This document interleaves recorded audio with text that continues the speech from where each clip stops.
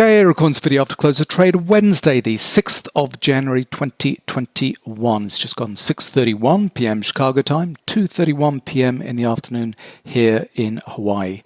Do hope you are doing well. So, that was a crazy day that I'm not going to talk about at all. I'm going to talk about profit taking on blue professional bars and the signals on the better indicators, because yesterday took profits on a long gold trade that we've had on since the 23rd of December.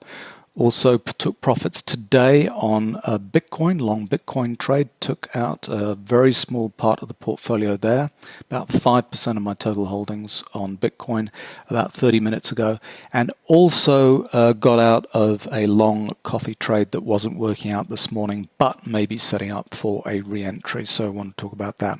So charts, usual setup, with better indicators on the left and the right hand side here.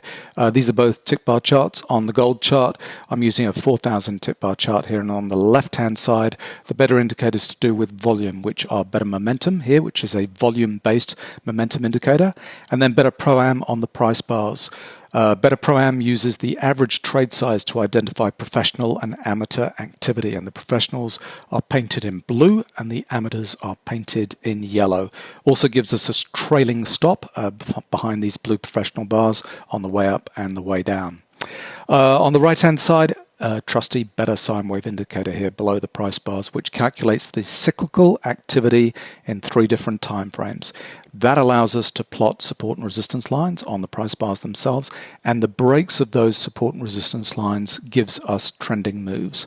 Uptrends and strength are painted in red, downtrends and weakness are painted in white.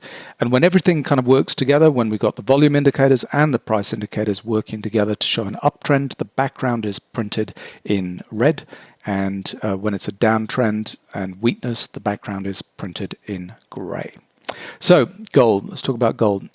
Last time we talked about gold, I had a video up on the 23rd of December here.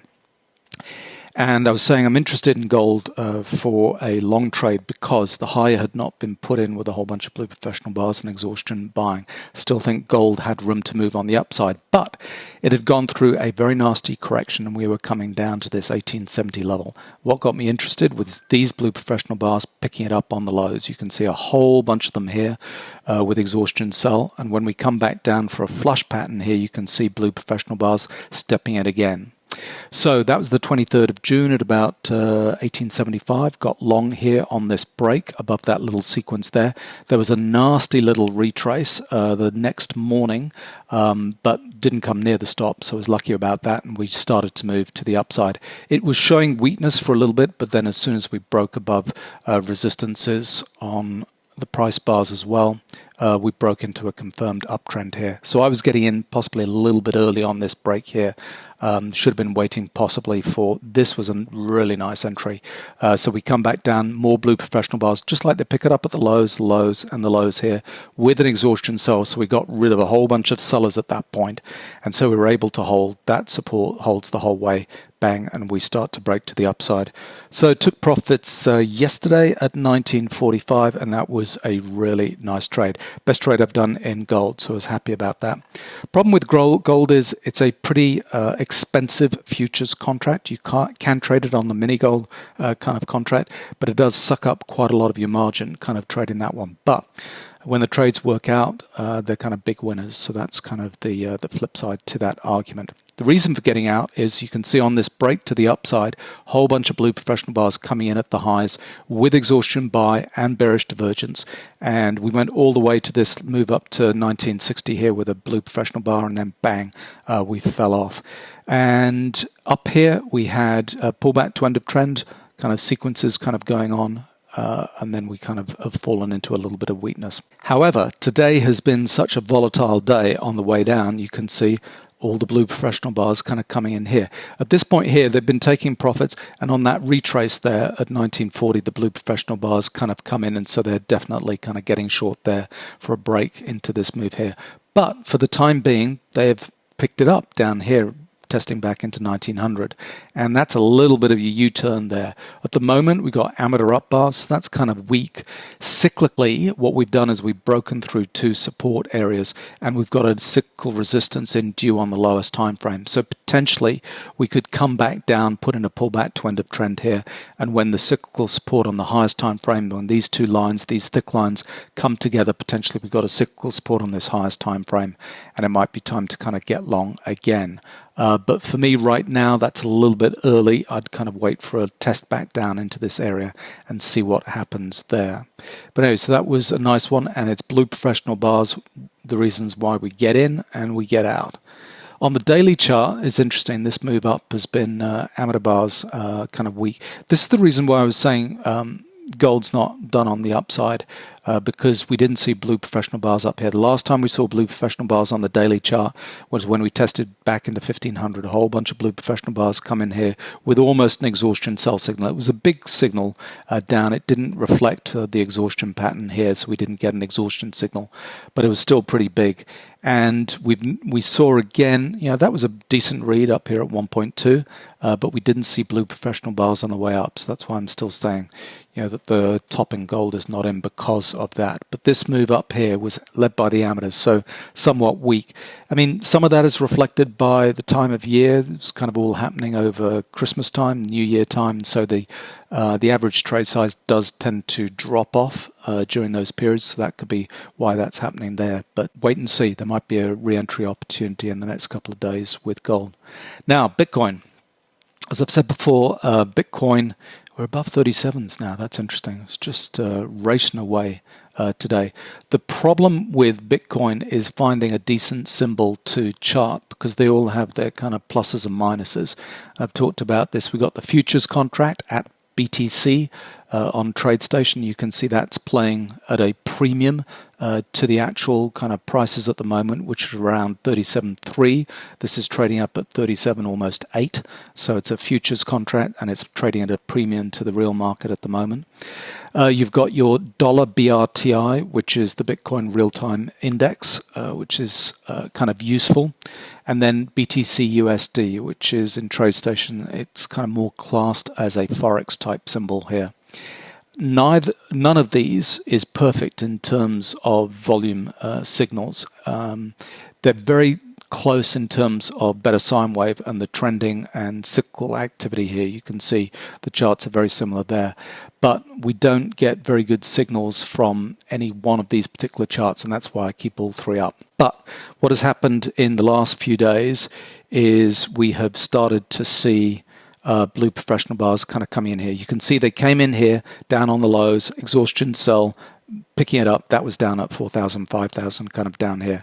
Excellent entry point down there. And then we're starting to see profit taking with blue professional bars kind of on the way up here. But on this chart, we've got nothing like an exhaustion buy pattern to mirror this exhaustion sell.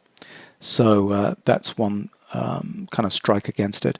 On the BRTI, the real-time index here, again, on better momentum, it's not showing a level similar to these exhaustion patterns, kind of getting the move going. And on this particular chart, we actually don't see blue professional bars yet. So there's not a signal there. But on the futures contract, you can see here we're getting pretty close to an exhaustion signal. So the reading down here was 36.5, and we're up here at just under 36, 35.7, so it's rounded up to 36. So we're getting there at this kind of level. Plus, we're seeing some blue professional bars on the way up here. So I was out of this, a very small part, as I said, of my holdings in Bitcoin. About 5% of the total holdings just came out of that about 45 minutes ago. I was kind of happy with that. But it's an initial kind of profit taking. So we haven't seen exhaustion signals yet kind of pop up, but the readings are getting elevated.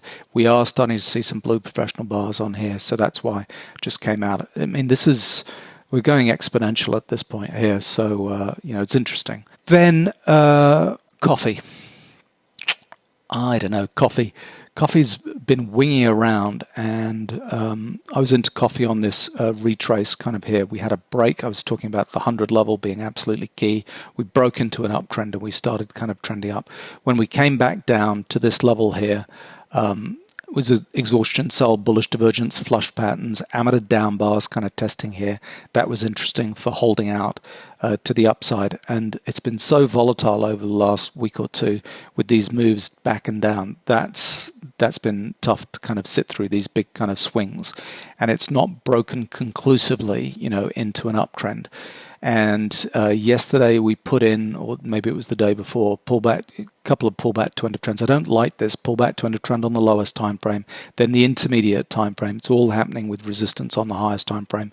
We start to break into weakness, and these white bars kind of show up. So I was out this morning, and just when it broke 122, made a little bit of money on this, but it was small.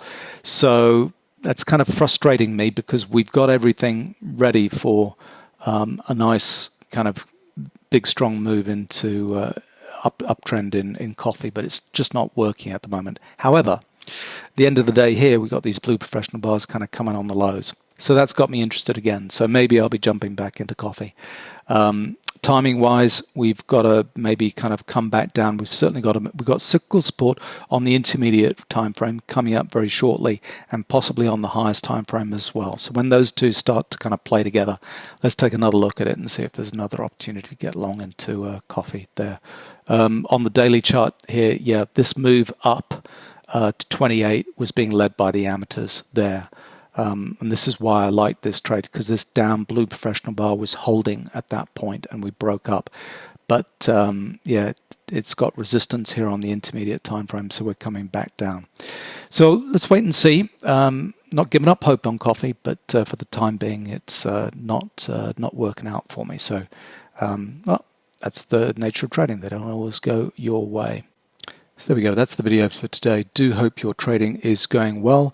And look out this weekend, Saturday or Sunday, going to put out a video about traveling and trading, because even though there's a pandemic going on, we're still continuing to travel. So we're back in Hawaii, sitting through 10 days of quarantine, having come back from France. So give you a lowdown on kind of our experiences with traveling at the moment. Anyway, hope you're doing well. And keep your wits about you. The next couple of days trading is going to be pretty wild, I think.